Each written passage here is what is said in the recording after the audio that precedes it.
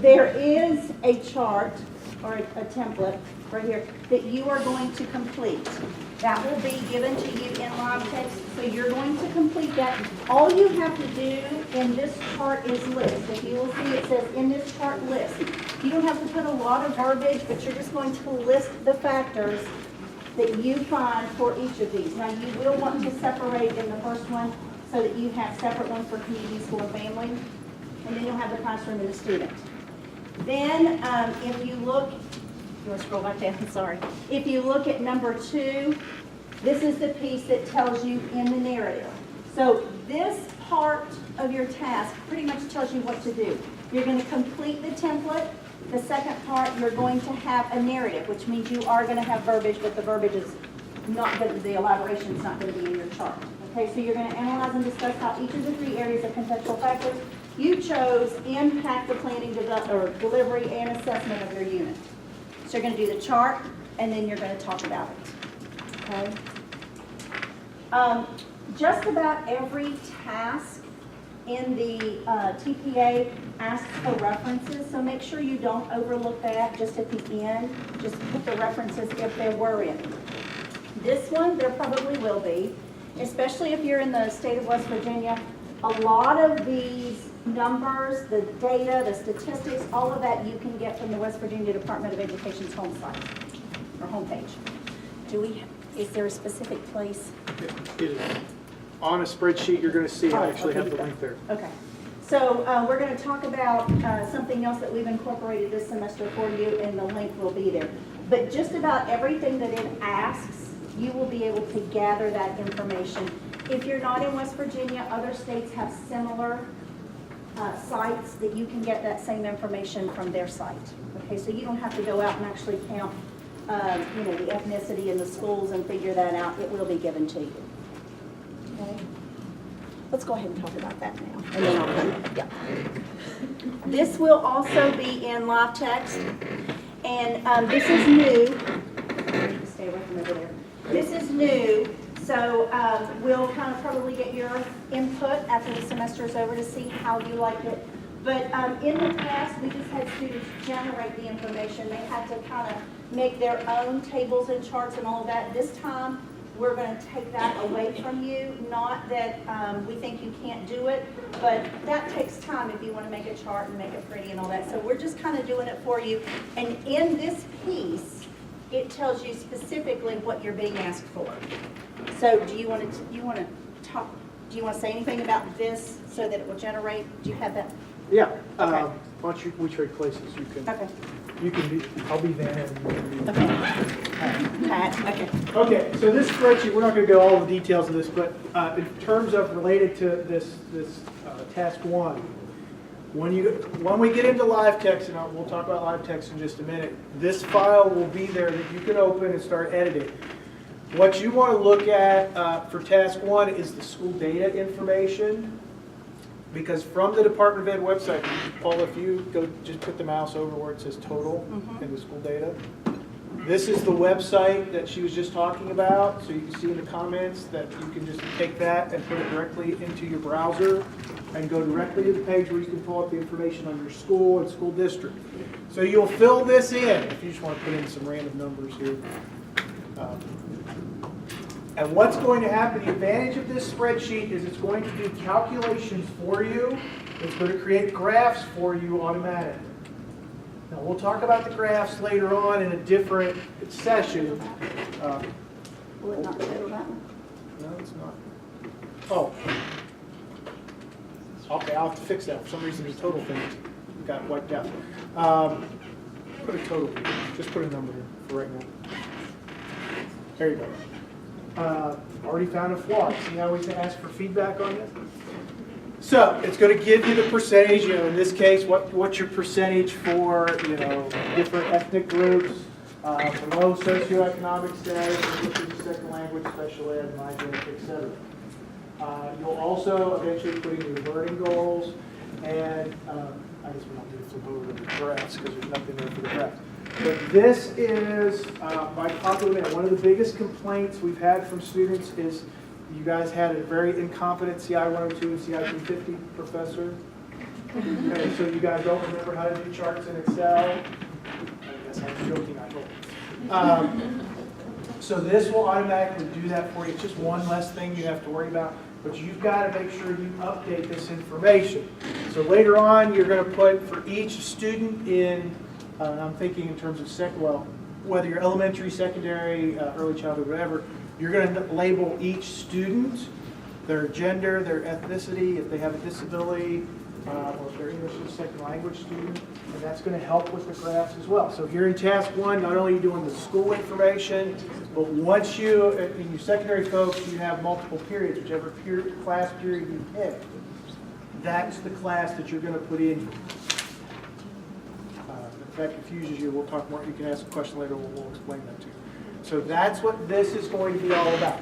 All right, is there anything else you want to share with us right now? Okay. So, like Dr. Watson said, you will list your students here, okay, and call them student 1, 2, 3, 4, so that you don't have to put names in. And then this is going to be your pre and post test data. We'll talk about that in just a second. But like he said, the one thing we did this time was we're going to let this system generate the graphs for you so that you don't have to take your time to figure that out, okay? You will still have to analyze. That's the most important thing. You'll still be analyzing the data and the graphs, but you're just not going to have to take the time to develop those, right? So that is pretty much task 1. Let me just reiterate the fact that if you need to read it from top to bottom so that you know exactly what is being asked, and I cannot stress enough that you need to read the rubrics. Remember, we're striving for emerging. Well, we might not be, we need emerging, okay? You might be striving for others. You will see when you look at the rubrics, what does it take to get me above emerging? And the rubric was designed a little differently this time because there's bold and underlined phrases throughout the rubric, and that's usually the change from the lower score to the next score. So you can look and see, and you will be able to tell, do I have all of this? But if you ignore the rubric, then you're not sure what you need to get to that next score, that higher score, okay? So it's extremely important that you read it so that you know what you're doing and that you read the rubric to know what score it is that you want to get, okay? Any questions on that? There won't be, well, no, I'm not going to say that because you probably have dates for certain things to, okay, for a certain piece. No, not yet. Okay, all right. But what can't happen is when you submit a certain task, I mean, it will all come in at the end and it will all be graded at the same time. So, if you're thinking, oh, I'm going to turn this in, let my supervisor grade it, and then I can come back and fix it, it's not done that way, okay?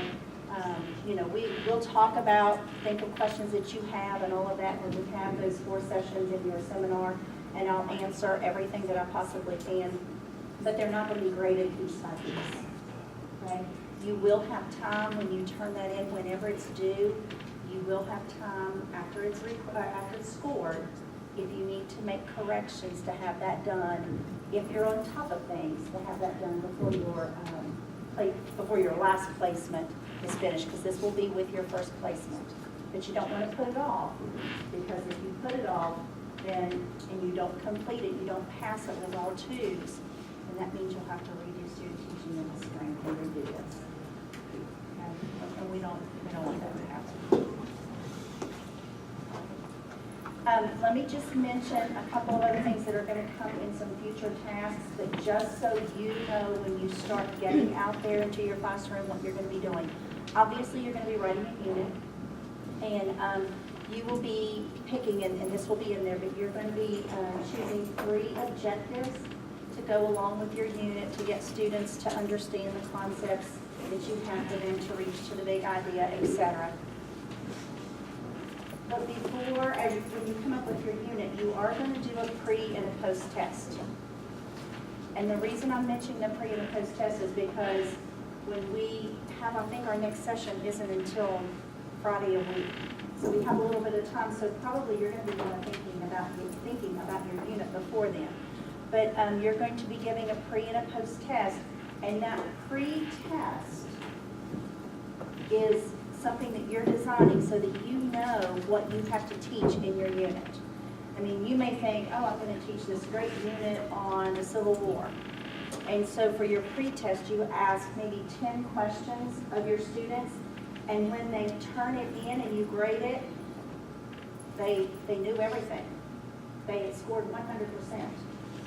So you're saying, oh, well, okay, they already know it. I'm just going to go ahead and teach it anyway because it'll be cool, and you know, maybe they won't have to learn anything new. No, that determines what you're going to do, because if they already know it, then why waste time teaching it? They've already got it, and someone already taught it to them quite well. So your pre-test, you don't want 100%. All right, so you want things, and let's say you ask 10 questions, and 2 of them, the whole class got a 100%. Then you can take those 2 out of what you were going to do in your unit because they already know it. So your pre-test kind of determines, or not kind of, but it does determine what you're going to teach in your unit. You may say, but I had the coolest activity that I was going to do with that. Maybe you can tweak it a little bit and let it do something else. But if it's going to do whatever they already knew, there's no sense in you teaching it. Yes, ma'am? How many days is the unit supposed to be? Okay, I need, Mrs. Priest, how many days? Because I think that changes, is it How many 10? hours? No, for their unit, my fault. How many unit days? Yes. We say on the first placement, we like to see 5 to 10. It just depends on your unit. We've said 8 to 10 in the past on the first. I think that 8 to 10 is the correct one for the first placement units. Yes, 8 to 10. And that's key, because, excuse me, when you get the cover sheet for this TPA, I think, if I remember correctly, I think it says 3 to 5 or what your university requires. Because this is a West Virginia state assessment, so Marshall University students are not the only ones doing this. WVU, Fairmont, I mean, there are 19 of them, and I think 14 or 15 of them are using this. But they all have different stipulations on the length of the unit. So you 8 to 10, all right? Regardless of what this says, anywhere in here, you're 8 to 10. Okay. So questions that you have for me about the TPA? Yes. Oh, that does not mean they only teach 8 to 10 days. Pardon me? That does not mean they only teach 8 to 10 days. No. They teach some days outside the unit. That's right. It's just the unit that's 8 to 10. Now, you're going to be teaching, maybe not day 1, although I will tell you when I did my student teaching, I can remember day 1 I logged in and she said, have at it. Now, I loved it. It was first grade, and I ate that up. So, you know, but that's not typical. You're not going to be thrown to the wolves. But you will be teaching, and for you elementary, you know, you teach a little bit, you take over a little bit every day, and then when you have it all, and then you release it a little bit. So that's 8 to 10 unit days. That's what this is, and that's what this is about. This is about your unit.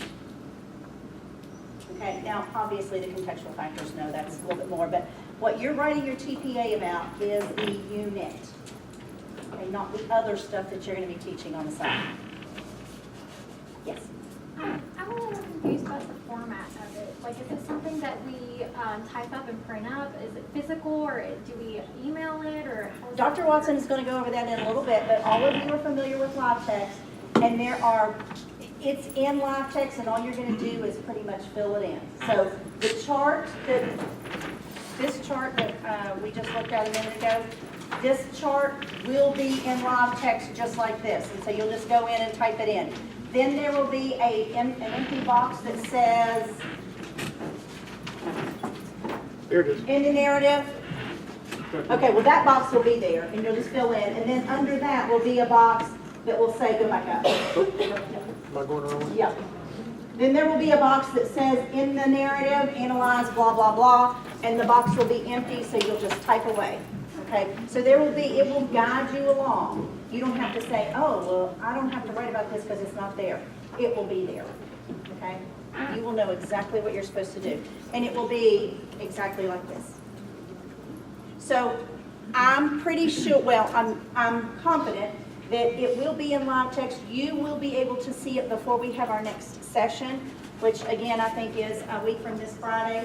And so look at it before we have that seminar and see if there's anything that, you look at. Now, you won't understand it all because we haven't gone through everything, and you may or may not have the rest of this. I will be honest with you and tell you the reason I'm not giving you the rest is because it is being, the state trainers are being trained Friday of this week, and every now and then a minor correction comes up, and I didn't want to give it out and then have to come back and say, okay, go to page this and change that and this. And so I'm pretty sure we're okay here, but, and the minor changes would probably be more like typos and things like that.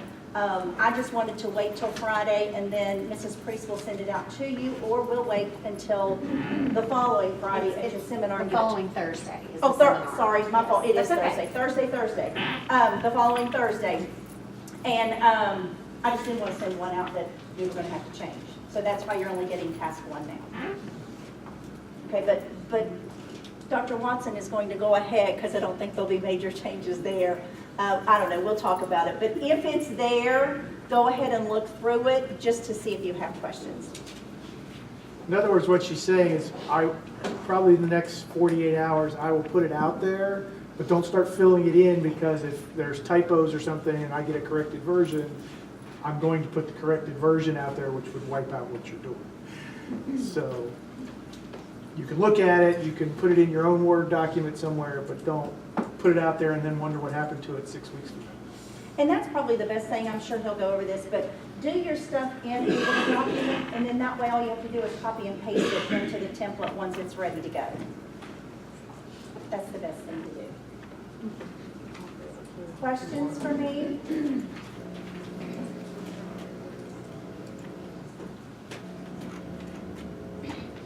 Smart bunch. Okay.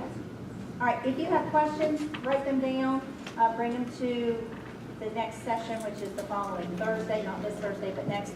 Or you can email me. I'm whitep@marshall.edu. Or Mrs. Priest, she can get it to me. Okay, that's all I have. You ready for me to talk about my part? Yep. Yes, don't dismiss it. Oh, no, I'm not. No. All right, I'm trying to. This is good. This is good. Oh, okay. So while he's bringing that up, he just told me, and he put all of this out there for you so that we would be ready for this meeting, and as soon as he put it out on live text this morning, I sent him an email and said, here's the corrected version. So what you're going to see on live text, it's just for your purpose right now to show you this. It will be a little bit different than the real one, because the first one he's going to show you will have the 4 pieces that we used last semester. So, but by the time you look at it, I think he's already pulled it. So by the time you look at it, it will be corrected. But for our talking purposes, it's not going to be exactly Yeah, right. and I have pulled it. So if you go out right now in the live text and look at your student teaching section, you're not going to see any assignment whatsoever. Here in the next few days, give me about 48 hours, because all day, if I don't get it today, it's going to be Wednesday before I get it. You're going to have an assignment that's called the West Virginia Teacher Performance Assessment. Go ahead and open it, Paul, just to show you what it's going to look like. When you open that assignment, you're going to see several different links. You'll see the general directions. That's kind of the same thing on the first page of the handout that Dr. Lucas gave you today. I didn't give him that handout. I didn't give you the first page. Oh, but sorry. that's what the Okay, first page. well, the first page she gave me. Anyway, so you're going to see several links here, the directions and the rubrics, which are kind of what you're looking at for task 1, but it'll be for all 7 tasks, or 6, how many tasks do we have? 7. 7. Some student information consent and release for videotaping. You're going to videotape yourself teaching, and so you need consent and release forms from your students. We'll talk more about that next week. So you'll see some stuff about there. An optional tables for task 6, we'll talk about that later. And then in the very last one, the WVPTA spreadsheet, you don't click on it, Paul, because I already have it open. That's that spreadsheet we just briefly looked at a few minutes ago. So these are the files that you'll have to work with. The one we want to talk about right now, and it's already open, Paul, so you don't have to click on it, is the one that says West Virginia Teacher Performance Assessment Student Work File. It's one of the Word documents. I think it's going to be the, no, the other one. It's that one, yeah. Should be. Okay. It's going to look very similar to what you have got, what you've received already today in terms of task 1. But as you scroll through here, this document is the one you'll actually fill in the information. So for example, task 1, those questions that you're looking at on your handout right now, on the very first page that she gave you in the middle, it's the middle column, it says, answer these questions. So this is where you will actually fill it in. Analyze and discuss how the community, school, and family factors you chose impacted the learning, delivery, and assessment of your unit. So you will fill it in. The space given for each question is not meant to be a guide. So do not feel that you are limited to just that little paragraph worth of space. Nor do you, if you're the opposite kind of person, and brevity was always my problem, if you only type 3 sentences, I would not encourage you to do that. But if that's your answer, and you've got this 2 inches of gap below that, don't necessarily view that as, oh, I've done something wrong. That's just spacing for the document to represent, give you some workspace to work in. So as you go through here, you'll see all the analytical questions that you have to answer. You're also, as you go through, going to start seeing some tables. You want to go this one? Yeah. So here are things for your areas, and these are the same thing you're seeing in your handout. Places where you put in your contextual factors, your classroom factors, student and content specific factors. So we'll just fill in these tables. As you're going through it, I mean, it should be a very simple document. You want to save this to your computer or to your flash drive if you're in computer lab.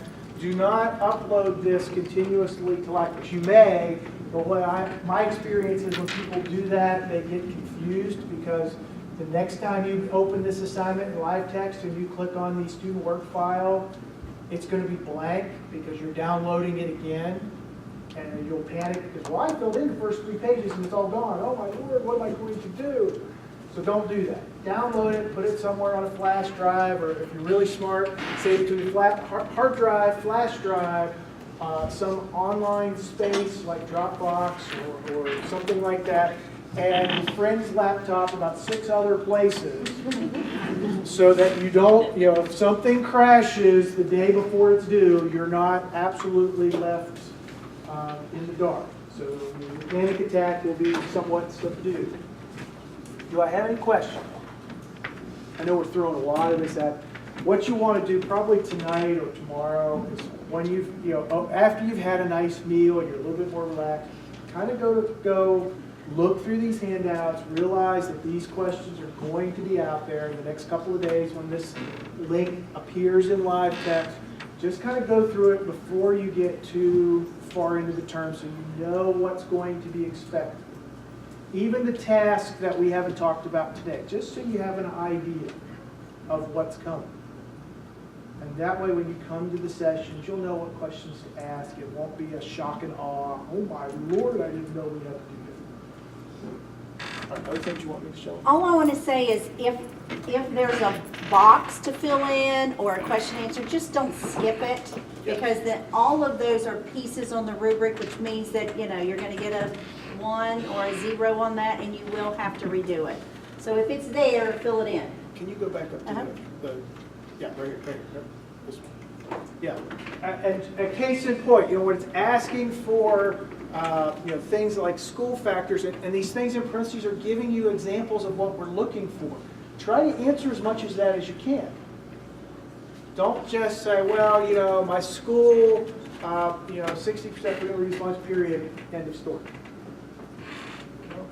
What else can you tell us about the school? What else can you tell us about the classroom? Now, this time you are going to specifically be asked to identify each student in terms of gender, nationality, whether they have IEP or special education or they're English as a second language learner. But those are the types, if something is asking a question or giving you an example, pretty much you know you need to answer that or you need to provide that, if at all possible. Sometimes we'll ask for stuff that you just, it's on this chart specifically, you might be asked for something that you just can't find. And that's okay if you've got all the bunch of other stuff to go with it. But like she said, don't just skip a question or if you're given 1 or 2 sentence answers on the analyzation, you're probably not telling us enough. So I'm kind of flipping myself when I say those spaces aren't guides. Kind of in a way they are. If you see 4 inches of space between the end of your answer and the next one, well, that's a sign. Questions? Anything I didn't show for today that you wanted me to show? I can't think of anything. I think that's good. Okay.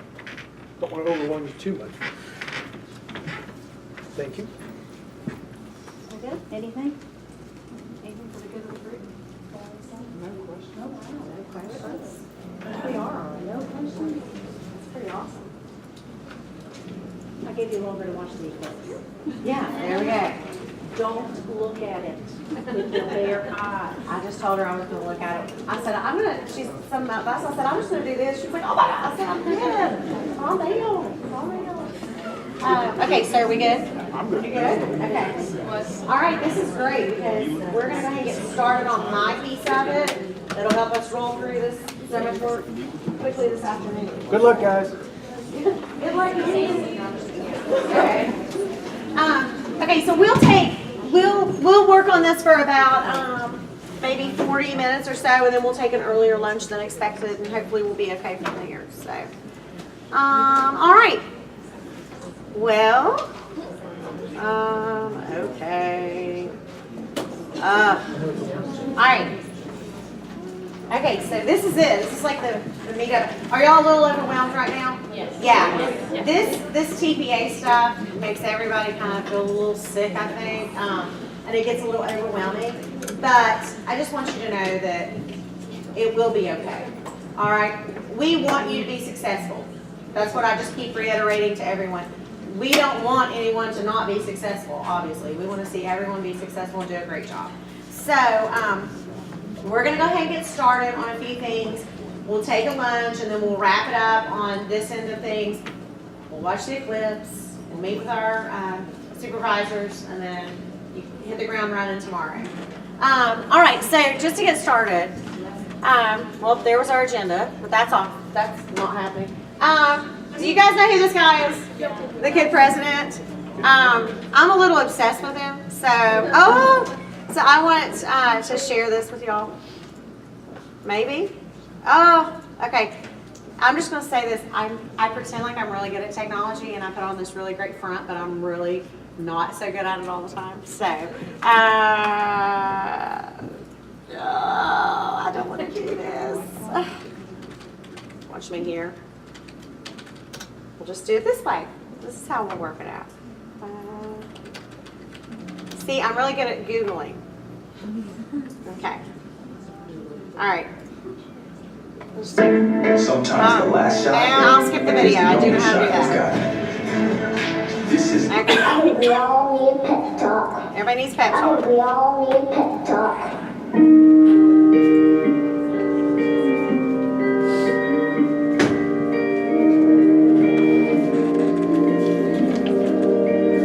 The world needs you to stop being boring. Yeah. Boring is easy. Everybody can be boring, but you're good at that. Life is not a game, people. Life isn't a cereal either. Well, it is a cereal. And if life is a game, are we on the same team? I mean, really, right? I'm on your team, be on my team. This is life, people. You got air coming through your nose. You got heartbeat. That means it's time to do something. Oh, two roads diverged in the woods, and I took the road less traveled. It hurt, man! Rocks, thorns, and glass. My parts broke. And I'm cool, Robert Frost.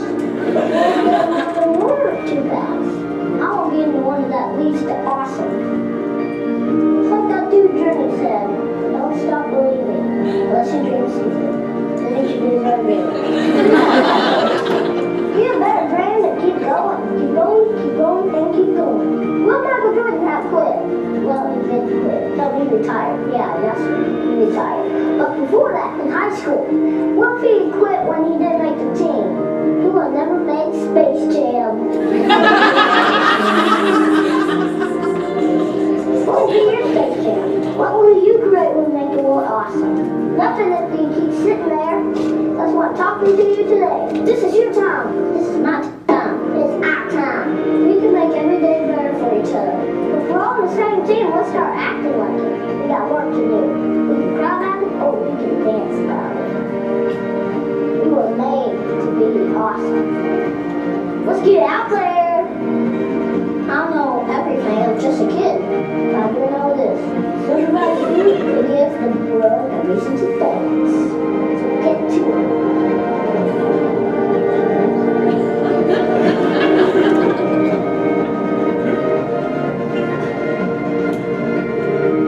You just made a pep talk. Create something that will make the world awesome. Alright. Okay, so tomorrow morning when you wake up and you don't want to get up, watch a little pep talk. Just Google that. You'll feel a little bit better about what you're doing and getting up. Okay, so tomorrow's your first day of school. At this point, I'm just going to say this. I sure hope that everybody has already made contact with their teacher, talked to them, got a little lowdown of what the expectations are. I sent you all an email a few weeks back that just said, you know, ask the important questions. Where do I park? What time should I be there? Do you have duty? What do you do for lunch? These are all questions that I think as adults we sometimes struggle with asking, and you just sort of get there and sort of feel your way. And these are all worries that we all have, so just I hope that you've taken care of this already.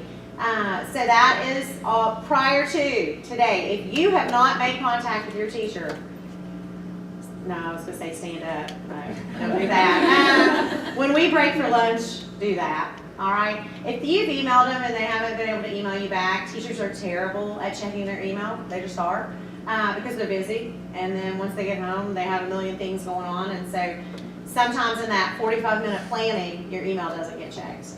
Call the school and just ask for them. Leave a message. So tomorrow is your first day. Best piece of advice, get there early. If the teacher says, oh, well, we report at 7:40 and school starts at 7:50, you need to be there by 7:30 at the latest, all right?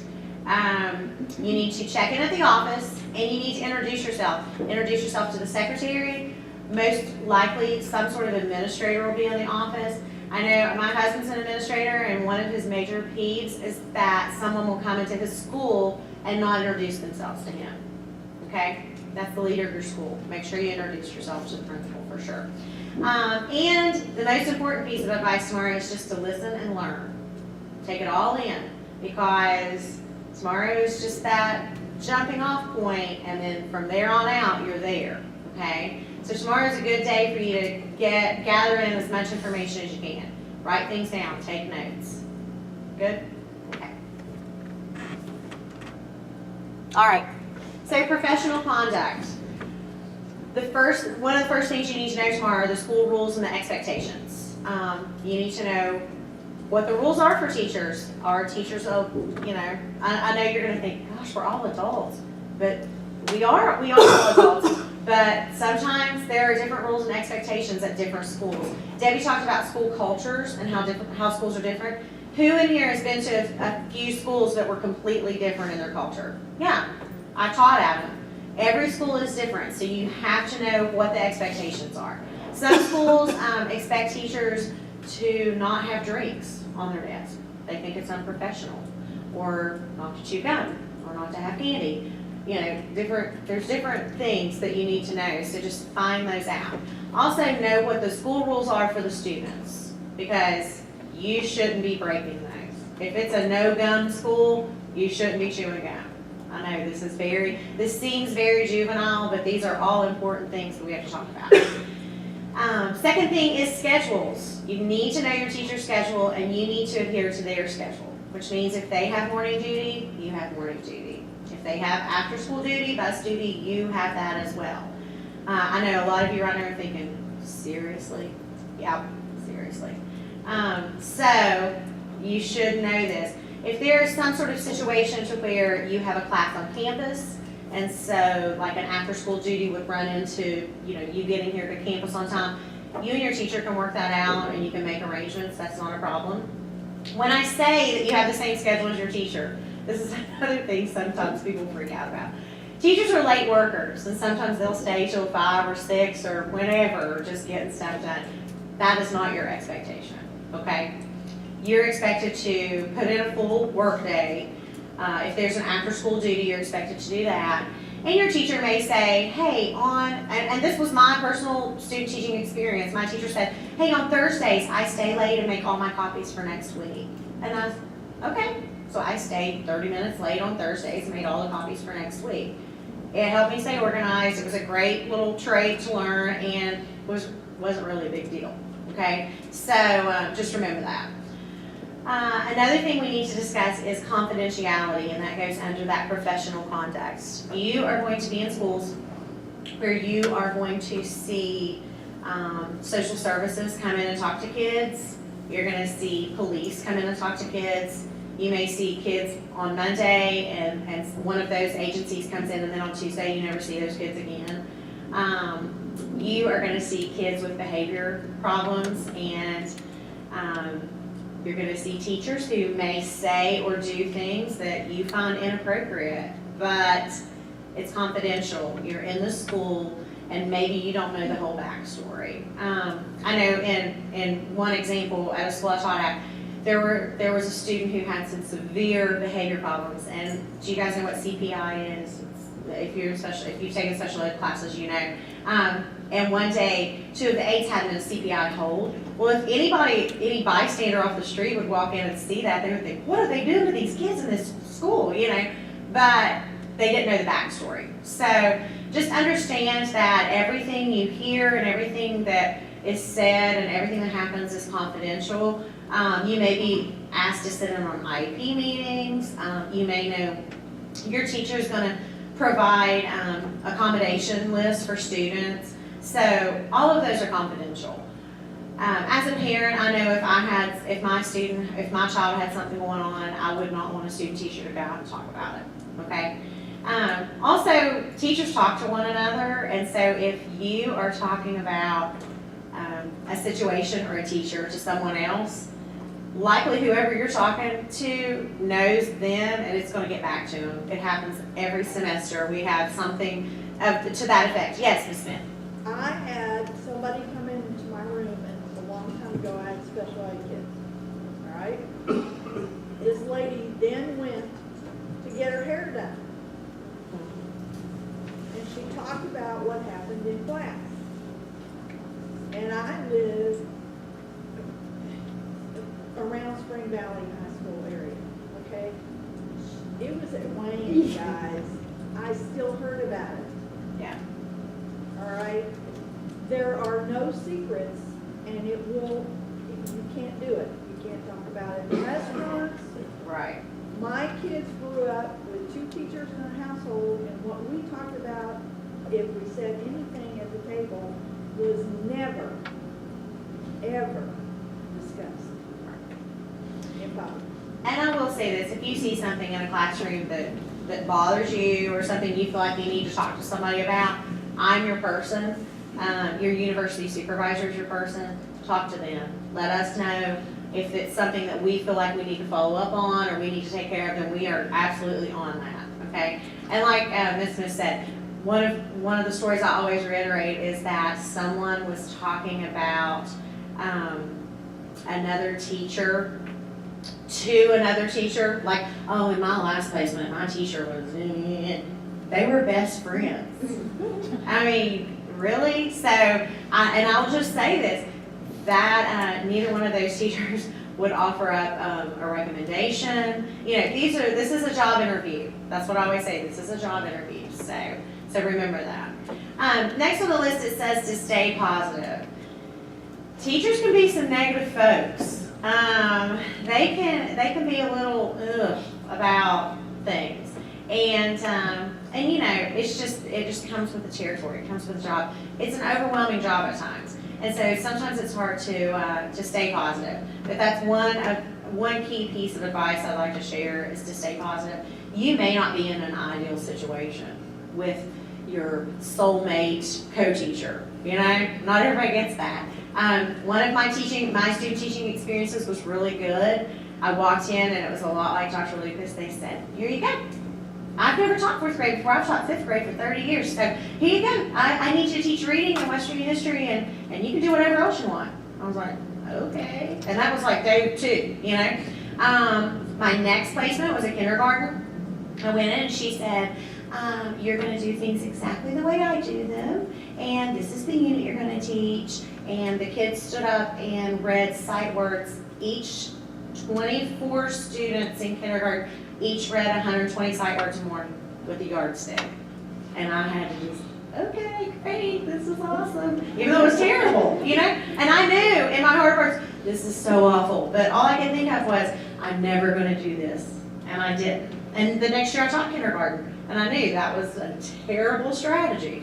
So, but stay positive. Things may not work out exactly how you envision them or dreamed about it, but it's always a learning opportunity.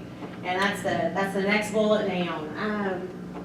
No matter where you are and no matter what the situation is, you're always going to be learning something. You're going to be learning how to be a good colleague, how to be a great teacher, or maybe how you don't want to run your classroom. So just keep that in mind. The very last bullet is maybe our most important, one of our most important when it comes to professional conduct. Social media usage. Every single human in this room, I'm sure, has some form of social media for the most part. Tell my story.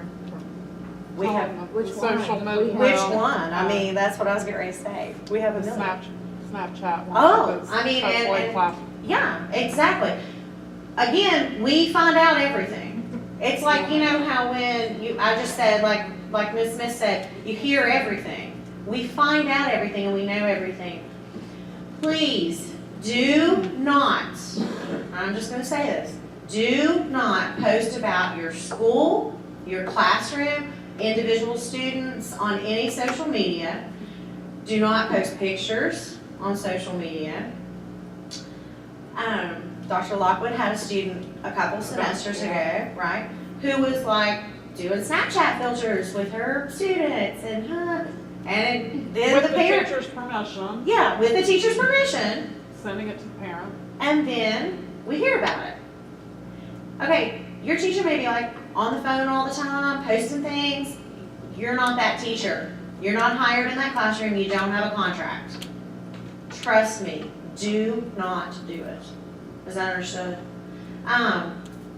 Because, and I'll just say this too, if you have social media accounts and you are, the first thing that the students are going to do and the parents are going to do when they find out that you're the student teacher in the classroom, what do you think they're going to do? Look you up. I would. That's the first thing I do is look you up if you were in my kid's room. So if you have things out there that you don't want everyone to see or to know about, I would suggest to make your accounts private if they're not. That's the first thing I would do. And just think about what's appropriate and what's not appropriate. If any of you in here friend me on Facebook, I will accept your request. You want to know why? Because I am not embarrassed by anything that I have on there. Basically, it's just pictures of my kids. If you want to know what I'm doing, it's pictures of my kids. It's education things. I don't post anything political because that's one of the first things that can get you, button heads with somebody. And I don't post anything inappropriate because I just don't. But like I said, if any of you in here send me a friend request, I'm going to accept it because that's just who I am. Because that's what I use my social media for. I use it for my out-of-town family to catch up, to see what my kids are doing and what's going on. I don't use it for a platform or anything inappropriate. Please, please, please, do not accept parents and students on your social media sites. Do not, especially students. There may be some people who you are friends with previously before this experience, but trust me, don't do it. My high school daughter, when she was in the 9th grade, was on her phone. and she was on Instagram, and she was just scrolling through, and this will just show you how first impressions are so important. And she flipped through, and I said, "Who is that?" And there was a picture of a female who was dressed provocatively on her thing, and she said, "Oh, that's just so and so, my math teacher." And she kept going, and who I had never met. This is like the first 2 weeks of school. Well, I lost my mind. I said, "Please give me that. First off, why are you friends with her? You should not be friends with your teacher on Instagram. And secondly, who does she think she is?" You know?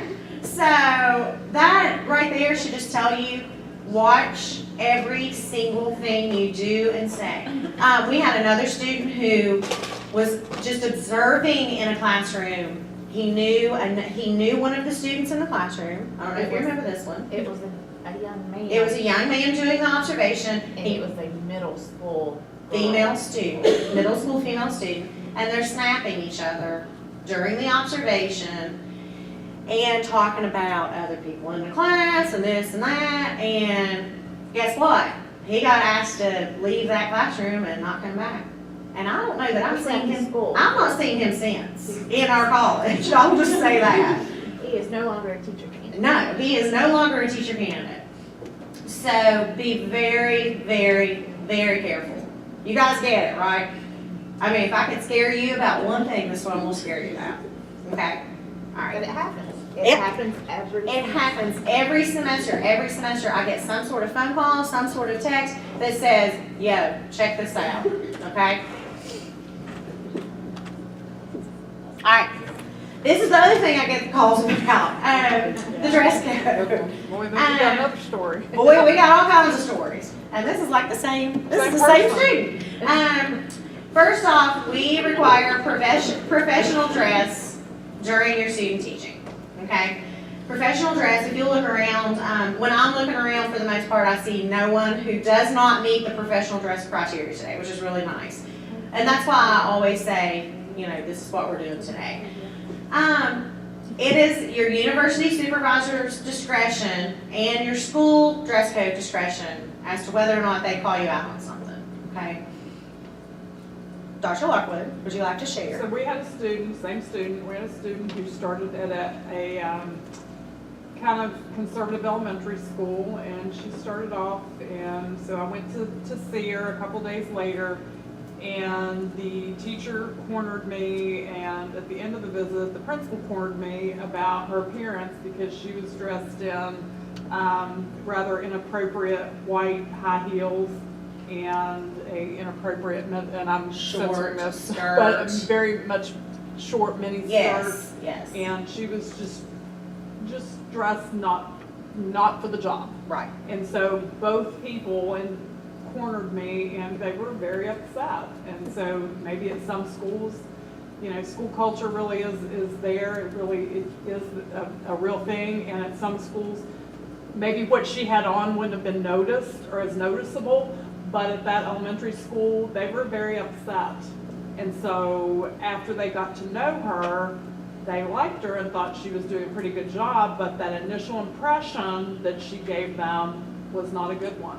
So I had to go in and sort of smooth that all over. And she had a hard time shaking that. And she Yeah, ended up being and she did at that school. Yeah. But they were very upset. But about it. like we were talking earlier, first off, you need to know your school, correct?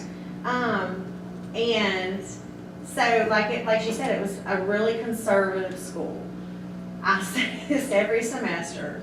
You're not going to the club, all right? You're going to the school. And so just know that, you know, I have this pair of black pants that I like to wear when it's winter time, and they have this little leather trim, and my husband says, "Oh, you going to the club today?" And I'm like, "No, this looks nice actually," you know. But just know look around your school and know what everybody's wearing and what everybody's got on. Because here's the thing, as a 22-year-old female who's adorable, you can pull off wearing something that's so cute, but it might not, and it might look great for anywhere except teaching third grade. You get where I'm going with that? Okay. So you might have hair color too. oh yeah, and you know, and And another thing, like she said, know your school. This same particular student had like some pink highlights on the bottom of her hair, which is cute, I think, and like my 6th grader wants hers that way too. But there, it was something for them to talk about. It was something for the administration to talk about, something for these 50-year-old teachers who have been doing it for a while to talk about. So just know where you're at and know what's going on. How's that work? Okay. Special dress days. A lot of the time schools dress down on Fridays, okay? If your school does that and your teacher says, oh, by the way, we dress down on Fridays, we wear a Marshall t-shirt and jeans. Okay, that's good. Do not wear jeans with holes all the way from top to bottom. Do not wear, gross looking shoes, that you've mowed the grass in or been working out in the yard. There's ways to wear jeans and look professional and look appropriate. I know like Guy and Dot, for instance, they do jeans, I think 2 days a week. They do like Guy and Dot t-shirts on one day and they do college t-shirts on one day or something to that effect, which is really nice. At the school I taught at, we did jeans on Fridays, but we all paid $2 to wear jeans, and it went in a fund for Relay for Life. So your schools will do different things. If your school does that, that's great. That's fine. Go along with it. Don't put on a hoodie. A hoodie is not professional, and it's not appropriate, so don't wear one. I'll just put that up there. If you have tattoos and piercings, we ask that you keep them covered. And that is another school culture, I guess we could say, issue. Some schools are totally down with that, and it's fine. Other schools, not so much, so we just make it a universal rule. The last one on the list is that ID badges must be worn at all times. That is a non-negotiable, because your teacher in your classroom will have their ID on. Your principal in the building will likely have their ID on.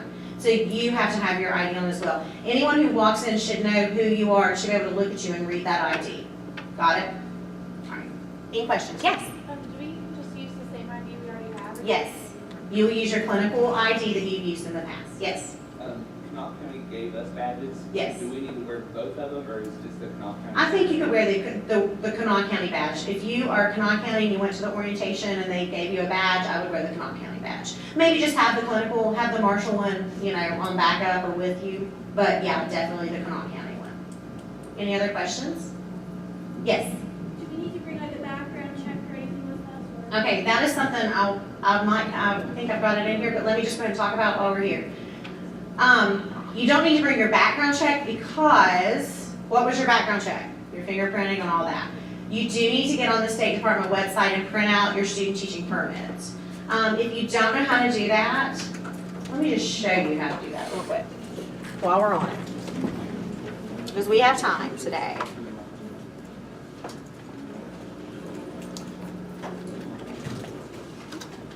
Okay, so you'll go to the West Virginia Department of Education site, which is wvde.state.wv.us. And if you search certification, it'll come up to educator certification right here. And right here is where you would check for your certificate. I tell you what, I'm just going to show you how I would check mine, okay? Or unless someone would come up, I don't know, I don't want you to, okay? So I'll just share mine. So you just have to agree to do that. Well, I don't care, okay? Let me just do this really quickly so nobody knows how old I am and all that, okay. Okay, so there I am. There's my certification. It will look like this. It's like a PDF. You can click on it. But it gives your certificates, all your credentials, where you rank, which you don't have a salary rank or anything like that. So once that pulls up, there's my license number. You guys will have a permit number. You'll click on View PDF. Open it. Oh, jeez. Okay, and that's what it looks like. All right. I think your permit may be turned. Who's printed their permit in here? Oh, good. All right. Was it the same way? Is that how you found it and all that? Okay. So then print that off and take it with you. That way, if anybody has any question of who you are and what your credentials are, there they are, okay? So wvde.state.wv.us, and then I would just search certification. That's the easiest way to kind of find that. Okay, cool. All right. All right. Any other questions about the dress code before we move on? Let me also say this, and it'll start getting cooler, so we start having these questions. You know, obviously I have on a tank dress today. A tank, obviously a sleeveless dress is fine. A spaghetti strap is not okay. I know these are things that we should all just be like, why are we talking about this? But we have to, because these are comments I get all the time. A lot of schools love LuLaRoe. Teachers are digging LuLaRoe, and any female in here knows what I'm talking about. But you need to cover your back and you need to cover your front if you're wearing leggings, because I will get that call every time. Okay? Cool? PE people, just keep it professional. You all know how to do that. You know, I would say khaki shorts, or, you know, just nice shorts, polo. You're going to be in some schools where you'll have your gym teacher wearing just like gym shorts and a t-shirt. I don't think that is very professional for where we stand. So double check. And if you have any questions, you can always ask me, or you can always ask your university supervisor. Okay? Oh, special dress days, and also I wanted to add this too. You're going to be at schools where it's Halloween or where it's Spirit Week. Participate. All right? Get with your classroom teacher. Talk to them about what they do. Even if they're kind of a fuddy-dud, they may be like, hey, go ahead, yeah, that's fine, you know. And a lot of schools will do like a crazy sock day or whatever. Do those things, because kids love that. Even high school kids, they remember those things. So definitely participate, okay? All right. We're going to go over one more thing before we break for lunch, all right? Oh, yeah. Attendance. As I stated earlier, your schedule is the same as the classroom teacher schedule. If they have duty, you have duty. Whatever lunch duties or recess duties they may have, you also have those as well. So you need to understand that. If for some reason you are ill, or you have some sort of catastrophe, death in the family, etc., and I said that purposefully, let me just say this. Feeling bad is not an excuse to miss. I feel bad every morning when I wake up for a couple minutes. And I could just lay there and just feel bad, or I could get up, so I get up. If you are sick, if you are ill, I need to know. If you have some sort of catastrophe or an emergency, I need to know. Here's how you do this. Let's say you wake up and you got the virus. Everybody in here is going to get it, probably. If you've not ever had it, be prepared, okay? Just be ready. 1 year I was teaching 4th grade and I had it 3 times in 2 months. And I was bleaching the classroom. I was doing everything I could, but my kids, I think I brought it home, then my kids would bring it home, and it was awful. So, likely something might happen. If it does, the first person you have to notify is your classroom teacher. Because what if you're the teacher that day? What if you have all the lesson plans? What if you have all the stuff? You're not going to be there. So you have to make sure that they know what's going on. So that's the first person you're going to call. Second person you're going to notify is your university supervisor. No ifs, ands, or buts about these 3 things. And then the last person you're going to notify is me. And you're going to send me an email and say, I am sick today. I am going to health services. I'm going to send you an excuse. Or I have the virus. I'm in the bed and I hope to feel better tomorrow. Okay? Things I've learned over the past semesters. Pink eye does not last for more than 4 days. It just doesn't. I know this because I just do. So if you keep using pink eye excuse for 4 straight days, you're lying to me, okay?